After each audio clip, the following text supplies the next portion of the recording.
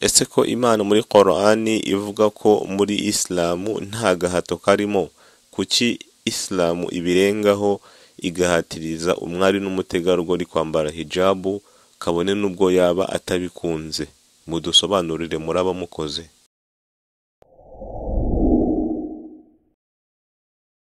Muvandimwe, iki kibazo ubarije ni ikibazo cyiza cyane, ni ikibazo abantu benshi bakunda kwibaza, ariko reka tugisubize mu minota mikeya dufite inshallah. Iyo urebye muri aya ya 256 mu isura ya Bakara, Imana iragira iti la ikraha fi din, mu by'ukuri nta gahato mu idini. Ese aka gahato kashatswe kuvuga hano muri Qur'ani ni gahato ki? Iyo turebye impamvu yo guhishurwa kw'iyi aya, dusanga ari uko abantu mu bwoko bwa Ansar mu gihe cy'intumwa y'Imana Muhammad, Imana imwishimire, binjizaga abana babo ku gahato idini ya Islamu.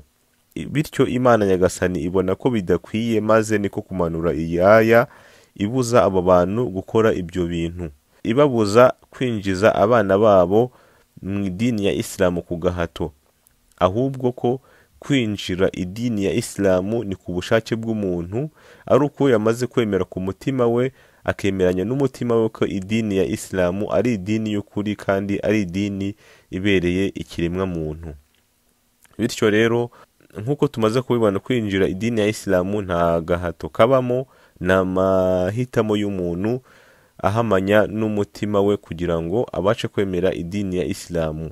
Ariko iyo umuntu amaze kwinjira idini ya Islamu, hari amategeko yashyizweho na nyiri dini, na nyiri dini ya Islamu ari we Imana Nyagasani. Hari amategeko rero yashyizweho n'Imana Nyagasani umuntu wamaze kwemera idini ya Islamu mu mutima we agomba kugenderaho.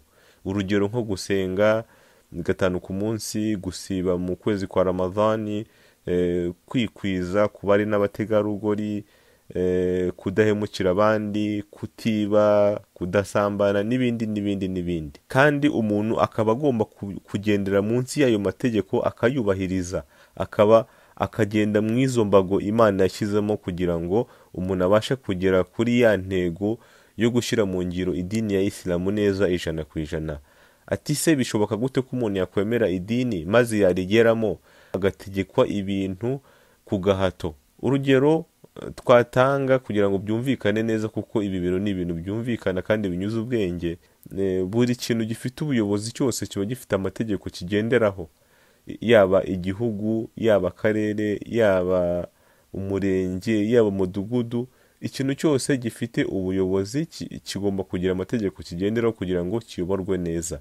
Rero ntago wava hano ngo ujye mu gihugu runaka utangire kugendera ku mategeko wifuza ajyanye n'umutima wawe wifuza. Hoya, ahubwo ugomba kureba ese icyo gihugu kigendera ku yahe mategeko kugira ngo nanjye ngendere kuri ayo mategeko, kuko abayashyizeho bagendeye na situwasiyo y'icyo gihugu cyangwa se n'ibihe icyo gihugu kirimo.